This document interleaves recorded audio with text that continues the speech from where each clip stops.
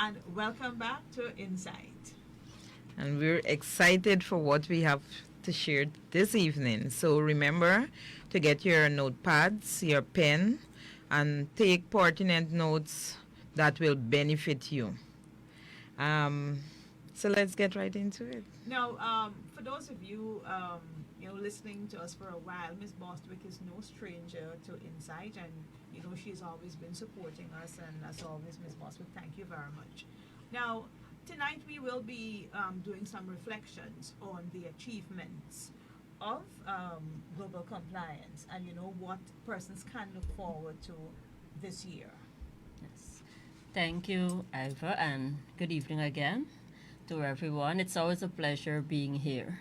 The Global Compliance Service Guyana Inc., as I'm sure all of you will know by now, we're the resident office of Global Compliance Service. It's an internationally recognized certification body. And one of the reasons why we have the resident office in Guyana is to ensure that our local businesses have access to international accredited and international certification services. What this means is that our local businesses, once they have access to certification, they're able to provide greater confidence in the products and services that they're offering to their customers. And with what is happening in Guyana, in the oil and gas sector and all of the developments, we've recently heard of the budget being read and all that is happening in Guyana, more reason for our local businesses to implement standards. Now for 2022, it was another exciting year for GCS, and I must say during the month of February brings us to our third year of operating in Guyana. Wow, congratulations. So over the past 2 years, it's been very exciting, even though we would have started during the COVID-19 pandemic period in 2020, 2021. I believe it provided opportunities for many of our businesses to prepare themselves.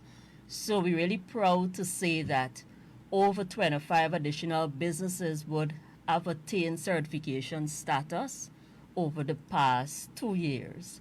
And it really tells us that our local businesses have been establishing their commitment. And as a standards professional dealing with standards over the years, I also will value the benefits that standards would bring to our businesses. And we're looking forward to improvement in the quality of products and services being offered by our local businesses.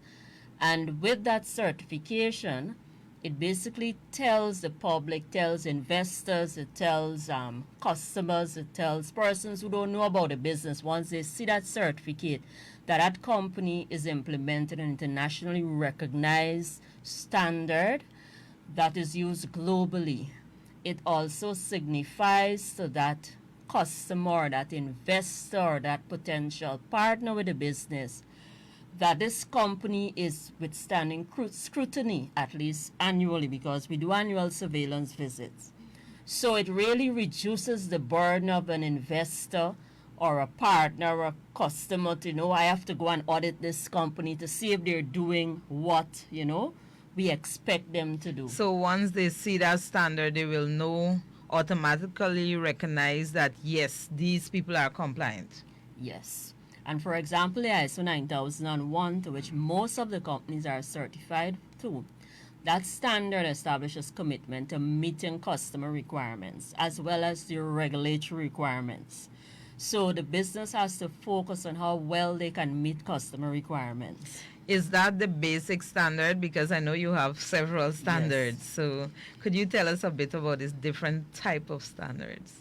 Yes, so ISO 9001, which is a quality management system requirement standard, it defines the framework as to how an organization can implement a system that is streamlining its existing operations to be able to provide consistent and reliable quality of products and services. So globally, most companies are certified to this standard.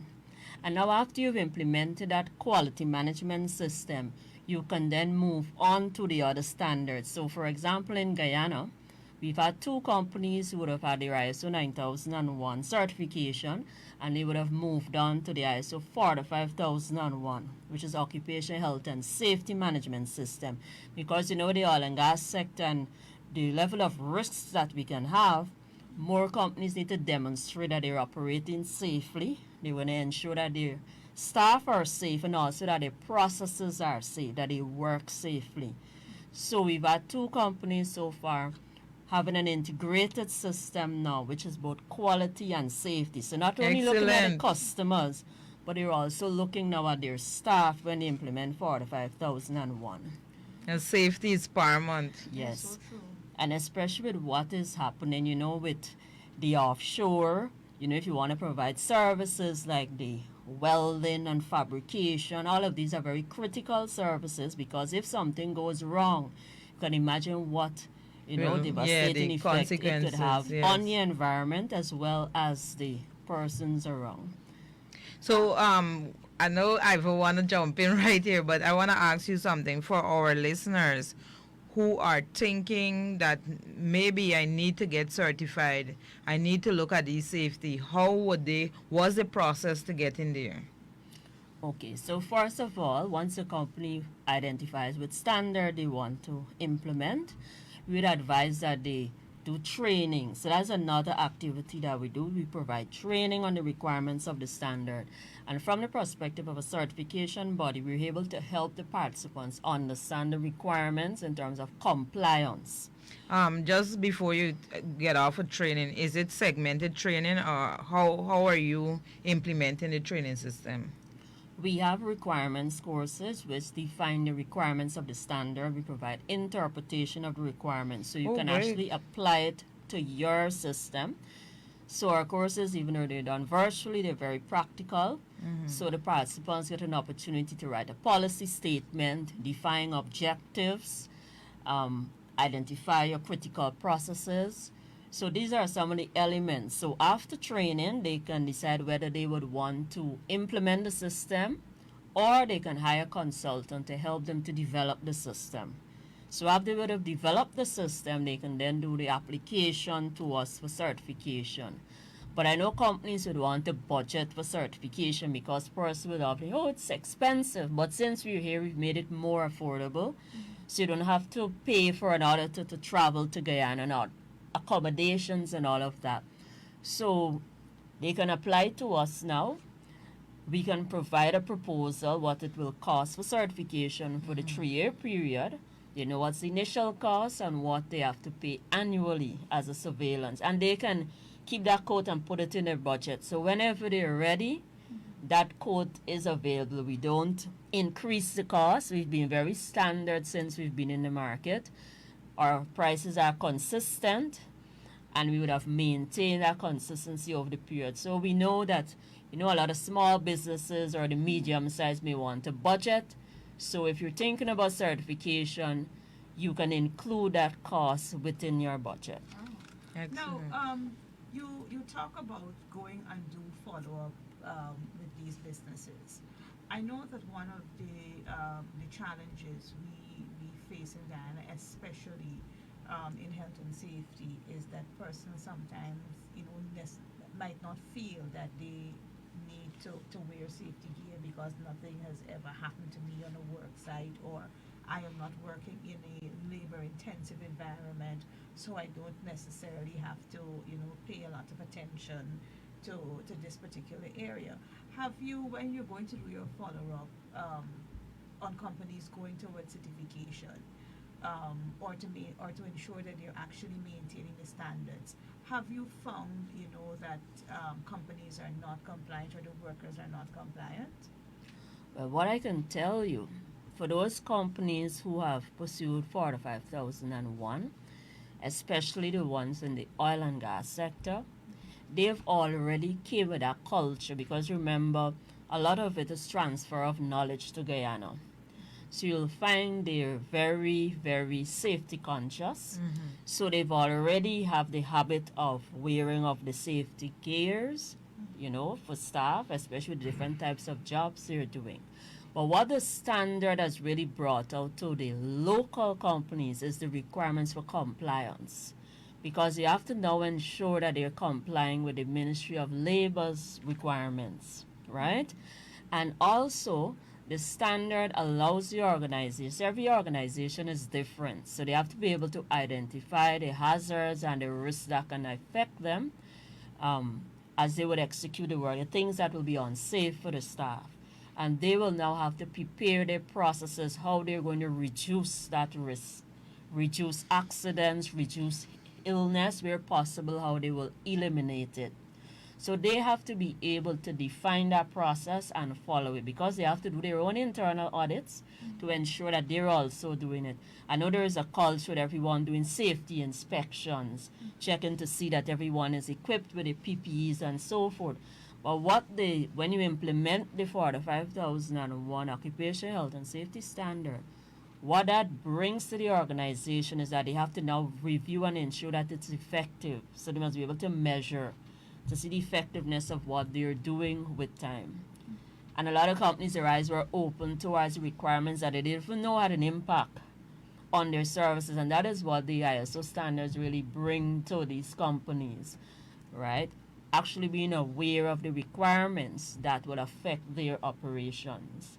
And even while we do the technical audits, looking at their equipment, so it's not just the personnel, but you're looking at your equipment, how you conduct the particular activity, the reporting, if they did the induction programs and so forth. So the companies who've committed thus far are very safety conscious. And how often do you go back in to monitor and evaluate that process? And is there a system whereby there's a built-in component for an internal monitoring and evaluation unit? Yes, they all have what we call health and safety officers. They may have a coordinator responsible, but they would have the health and safety officers that do the daily checks and inspections, and also they have to do their own internal audits. So when we do our surveillance visits, we basically verify to ensure that they would have indeed completed their internal audits. If there are any incidents or accidents, they've taken appropriate actions to address it, corrective actions to prevent a reoccurrence, right? So the system also requires them to monitor. So for example, if a company started with, let's say, 1 accident or 2 incidents per month, by them improving the system, they should see a reduction within a period of time. Excellent. So do you, for last year, did you see was there sorry, I know you spoke of the oil and gas sector and lots of those companies looking to get standardized. But do you find other companies outside of wanting to work in the oil and gas sector coming to want to be compliant with ISO standards? Yes, there are a wide range of standards and varying sizes from the largest to the very small. We have certified companies in the construction sector. We have academics. We have 2 schools. We have the Matpal Marine Institute, for example, the Aeronautical Engineering School. For healthcare, we have St. Joseph Mercy Hospital, Dr. Shivnandan's Clinic, right? We have some information technology companies that deal with the software, like Techlify Inc., and also we have Innovative Systems. We have waste disposal company, Savons and Purans, right? So there are a wide range of companies, also oil field waste management. They do, we call it recycling of waste. So a wide range of companies are, because what you find is that the companies working directly or providing support to the oil and gas sector require suppliers of different services. They cannot work independently. So when they would want suppliers, one of the important elements of the quality systems is that they have to evaluate their suppliers.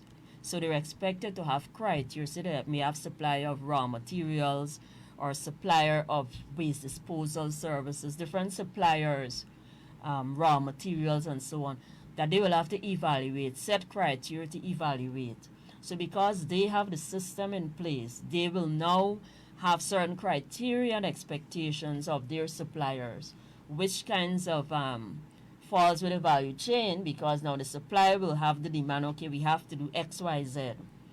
And that will encourage them to improve. And I've seen, when I go on audits, you will see some of the certified companies are suppliers of each other. So they all understand the need of meeting each other's requirements. So it is anticipated that with time, we should see an improvement in quality of service, should be reduced customer complaints, right? And meeting the requirements of their suppliers that they're working with. I love that, Ms. Boswick, because I know, within your system you have the SIPOP and the CPOP, right?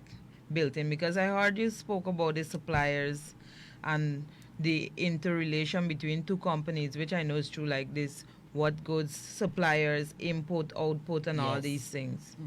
Yep. Yes, so that will help with the process. Now, our last question for tonight. I know that some persons may feel that me running my one-man business, I don't necessarily need to subscribe to I love that standards. question because I was So- going to ask it, yeah. So, well, how small is any business too small to be operating or signing on to Excellent ISO question. standards? No business is too small to Yes. improve and provide better quality and services. See implementing standards, even though they're voluntary, as a way of continually improving your business. And no business is too small to start, because even if you're a one-man business, you would have suppliers giving you things to get your work done. Correct. And you can have a system that is simple to meet your requirements. So a company with 1,000 employees versus one with 100, 50, 5, everyone will have a different system. The smaller the company, the simpler the system will be. But you will all be meeting the same minimum requirements. Same requirements to ensure competence, same requirements to evaluate your suppliers, same requirements to say how you demonstrate that you can meet the needs and expectation of a supplier or your customer, right? So the same requirements will apply. So no matter the size, you can, and I'm sure when a business is small, you start small, you're aiming to become a larger business someday. True. And I believe you're able to build a better foundation when you put all the Yep. legal and regulatory frameworks in place at that stage, so that when you become bigger, you're well prepared. Yes, you Yeah. start managing it small and then you would grow. And it's always simple, especially those persons who will be establishing a business or have now started off. It's good if you start on the right track by Agreed. using internationally recognized guidelines that have been proven and tested globally across a wide cross-section of sectors. World-class So it can standard. apply to your business. It can apply to any type of business. You can become compliant first. And, most times first we say, okay, we go for certification as a marketing advantage, like to facilitate trade, to get into a procurement process so person will have confidence in our service because they know we're being checked, right? It also helps that business to ensure that it is, it's doing what it's supposed to do. Just imagine that, okay, you're implementing a system and nobody is looking at you. There may be sometimes when you won't do what you're supposed to do. You might take a shortcut here and there. But if you know with the system that you have, at least annually somebody's going to be checking on you. And if you really commit to the process, you will make every effort to ensure that every day you do what is expected, because you're up for scrutiny by, a certification body that will have the competence and will be able to help you, monitor and see how well you're improving your system. So I'll encourage our businesses, and I know this is something I've been doing for over 20 years. Yes, you're very competent. I know that for a Promoting- fact. I did a Promoting personal. standard companies being certified in 2023. We would have launched our inspection company last year, of which we'll go a little more into in another program. Oh, excellent. I know Congratulations. Our certification program, which is our flagship program. That is why we're here. because we believe that it provides our local businesses with the opportunity to do work in the oil and gas sector, other than a lot of foreign companies coming and say, oh, Guyana doesn't have the capability. And I would encourage a lot of the more construction companies to get on board, because with the level of investment that will take place in building structures and different infrastructure work that will be done across the country, it is very important that these construction companies have the requisite systems in place so they can deliver to meet contractor requirements. Ever so often we hear complaints about not meeting specifications. True. And it's And we because see it very they often don't if you have look that around. system to guide them to meet the expectation of the contract. And 9001 standard will help with that. If we want to have accidents reduced, persons will be falling off of scaffolds and all of these things, it can be reduced by implementing that health and safety system for the 45001 standard. We'll encourage them to call us at GCS. Let us register them for our next training program so that they can equip When is themselves that with coming the up? tools. We have a number. The next course, which is the ISO 9000 requirements course, is on March 30th and 31st. Oh. And the cost. The cost is 43,000 plus VAT. And that's right, you must pay VAT, be compliant Yes. with GRA. Yes, we have to. What number can they reach you on? They can reach us on 223-6666. Okay. Excellent. Can't forget that number. Yes, and follow us on Facebook. We provide a lot of useful information. One thing though, before you go, I want you On to our talk about, Facebook. you could do that individual compliant, because I did that with you. You This could get is a training? this individual Yes, the certification. requirements Mhm. course, all participants are issued with a copy of the certificate once they're successful. You have an exam at the end of the course. You have a training manual with information that you can always use afterwards to help you in your process of implementation, and even train other team members. Excellent, because you as an individual, you become more aware, and now you could, like you said, train other team members. Excellent. So we'll see you back here next week? Following week. Following week, every other week, 28th. yes. So, Ms. Thank you. Boswick, again, thank you very much. And as I said, Ms. Boswick has been very supportive of this program. Correct. And, however we can, help in sharing the message of GCS, we are most happy to do so. All right, and thank you, Iva. Thank you for having me. And I'm always happy to share information, because I would like to see better and improved quality of products and services in Guyana. Sometimes I complain, and I know the companies that I audit, they also that I'm very passionate, because I want to see them benefit from the investment. It's not just a certificate on the wall, but Correct. what happens behind the scene in the company every day. Excellent. Right? So I look forward to, seeing more and more companies getting on board and really standing out and let Guyana shine. Amen. That is Thank so you. true. Amen to that. Well, we are going to take a break, and when we return, we will be talking about the Energy Conference and Expo. Excellent.